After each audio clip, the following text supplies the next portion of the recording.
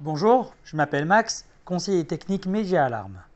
Je vais vous guider à travers les étapes pour effectuer une relecture précise sur votre enregistreur HK-Vision, ainsi que pour découper une séquence vidéo et utiliser d'autres fonctionnalités utiles pour la surveillance vidéo. Il existe deux moyens d'accéder à la fonction de relecture sur l'enregistreur. Soit en faisant un clic droit et en sélectionnant Lecture, ou soit en sélectionnant Lecture dans le menu en deuxième position. Assurez-vous d'être en mode normal, en haut à gauche de l'écran, pour une visualisation optimale. Voici les étapes à suivre pour visionner une relecture. Cochez les cases des caméras que vous souhaitez visionner. Si vous sélectionnez plusieurs caméras, la division de fenêtres se fera automatiquement pour une meilleure visualisation. Toutefois, pour une relecture plus efficace, sélectionnez une caméra à la fois pour éviter les perturbations sur la barre de temps.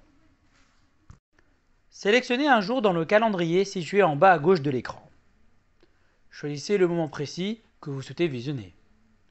Pour faciliter votre recherche, vous pouvez cliquer sur l'icône de voiture si vous recherchez une plaque d'immatriculation ou sur l'icône d'être humain si vous recherchez une personne précise qui figure dans votre base de données. Il est important d'avoir une installation de caméra adaptée pour réaliser cela. Accélérez ou ralentissez votre recherche en appuyant sur l'icône correspondante.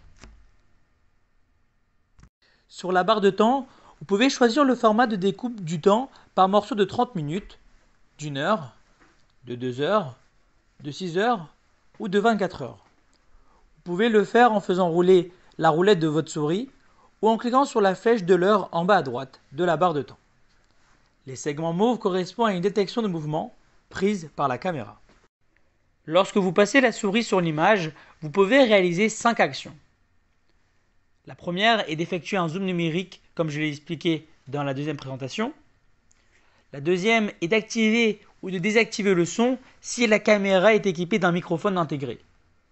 Toutefois, il convient de noter que cette fonction qui permet d'entendre les personnes à distance est interdite par la loi sur la liberté et l'informatique.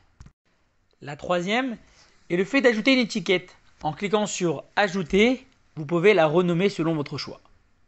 Durant cette présentation, j'ai choisi de la renommer « Départ ». L'étiquette vous permettra de retrouver facilement votre vidéo lors de vos recherches. Si vous souhaitez en savoir plus sur les étiquettes et leur utilisation, je vous invite à consulter notre 6e présentation.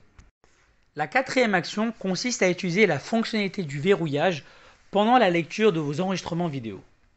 Si vous trouvez un passage important que vous ne voulez pas perdre, vous pouvez le verrouiller pour qu'il ne soit pas supprimé. Cela vous permet également de retrouver facilement ce passage lors de vos futures recherches. Si vous souhaitez en savoir plus sur l'utilisation de cette fonction, nous vous invitons à consulter notre 6e présentation. La 5e action consiste à couper une séquence enregistrée sur le serveur vidéo. Pour ce faire, vous pouvez cliquer sur l'icône représentant des ciseaux pour accéder à l'outil de découpage. Cependant, il est important de noter que pour réaliser cette opération, il est nécessaire d'avoir une clé USB ou un disque dur branché au dos du serveur vidéo. Vous avez deux options pour sélectionner la partie de la vidéo à conserver.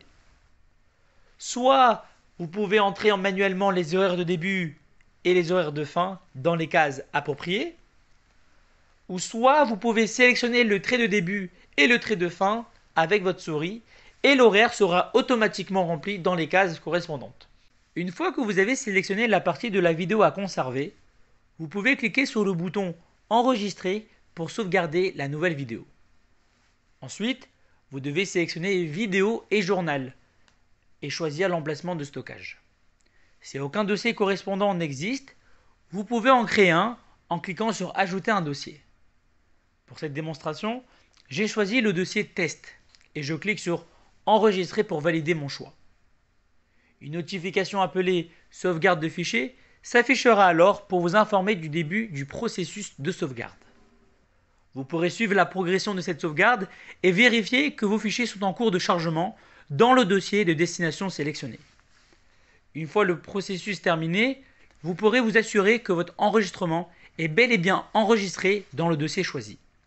Cette fonctionnalité de découpage est très utile pour sauvegarder uniquement les parties importantes de vos vidéos et économiser de l'espace de stockage sur votre enregistreur. Je vous remercie d'avoir suivi cette 5e présentation. Nous avons également une 6e présentation disponible qui vous montrera comment extraire des fichiers depuis un enregistreur HK Vision. Vous découvrirez comment trouver les fichiers vidéo souhaités, les exporter et les sauvegarder sur un support de stockage externe. Pour répondre aux obligations RGPD en matière d'attaque Internet ou d'attaque DDoS sur les serveurs vidéo ou sur votre réseau informatique, nous avons la possibilité de vous proposer un service cybersécurité sur demande auprès de notre service commercial. Merci beaucoup et à bientôt.